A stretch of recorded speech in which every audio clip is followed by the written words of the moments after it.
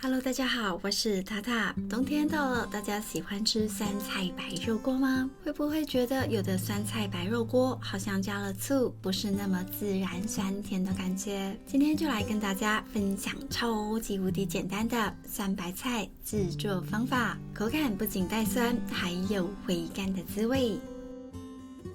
准备1到2颗的大白菜，建议选大颗一点的，因为我们外面的叶子要淘汰掉一些，外面的叶子通常比较脏，农药也比较多。我会剥到白菜看起来比较干净的样子为止，把根部的地方稍微修剪一下，会比较干净一些。接着刀子从梗的地方往下切，1分为2，再用手把大白菜掰开。再切一刀，变成1/4大小，这个大小在制作上会比较方便。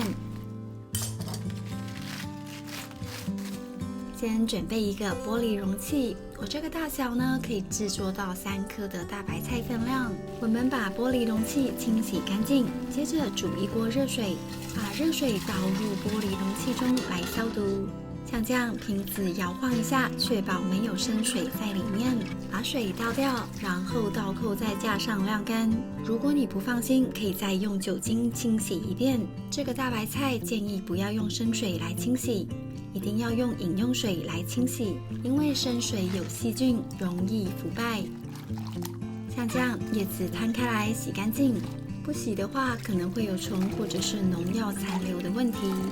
洗干净之后，像这样倒扣晾干，放在有太阳的地方会比较快干一点。制作酸白菜的盐呢，建议用海盐，不要用含碘的，不然做出来的酸白菜可能会发黑哦。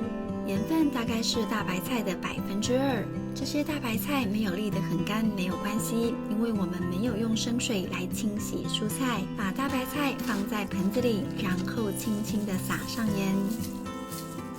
叶子像这样摊开来，撒均匀就可以了。制作过程中，所有触碰到的道具都要消毒干净，包括双手。先压一压，可以让蔬菜更快的出水。撒过盐之后，大概先让蔬菜静置30分钟到1个小时左右。等到蔬菜变得比较柔软，可以放入瓶子就可以了。放的时候呢，像这样交叉着放，可以摆得比较整齐一些。刚刚腌制的时候，盆底的水分也要放进来，这些都是蔬菜自己的水分，尽量向下压，铺扎实一点。腌制的前4个小时，蔬菜都在出水的阶段，一开始的时候渗出来的汁液不多，大概就这么一点点。你可以每隔1个小时手伸进来，用拳头用力的向下压，不用去找石头了。尽量用蔬菜本身的水分来发酵，不要急着先加水哦。一开始腌制的水位大概在这里，现在腌制2个多小时，水位已经到这里了。这时候呢，你可以准备2%的盐水，饮用水煮到温温的，加入海盐进来，搅拌到溶解就可以放一旁冷却。等盐水都凉了，再把盐水倒进来。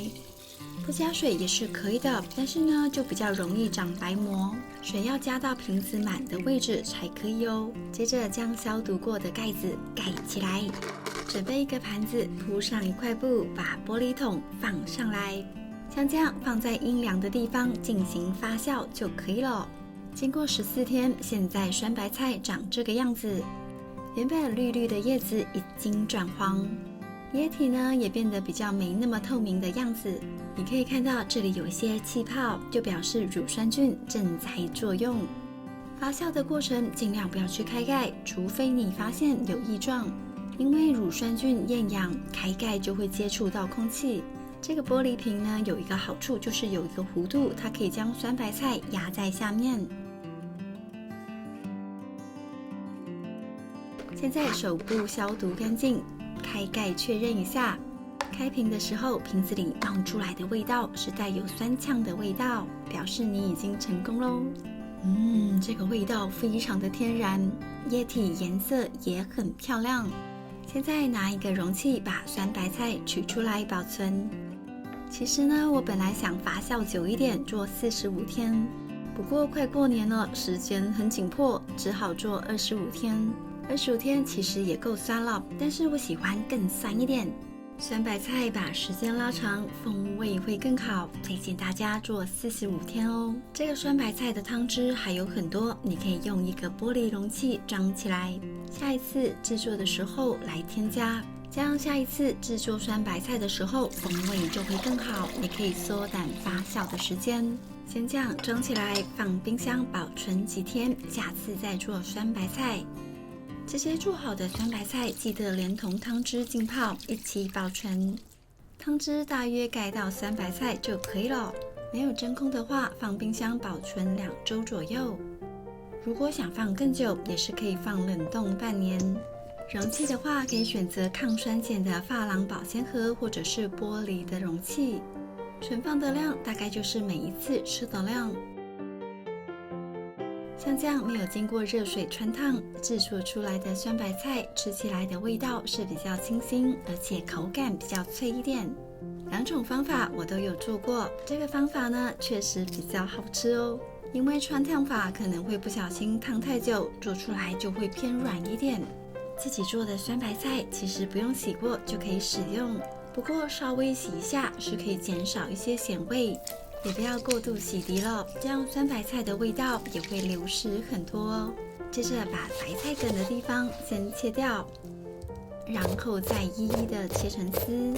酸白菜可以制作出很多好吃的料理，像是酸菜白肉锅、酸菜饺子、酸白菜炖豆腐。好啦，今天的影片就到这里，下一集再跟大家分享酸菜白肉锅好吃的做法。那我们下次再见，拜拜。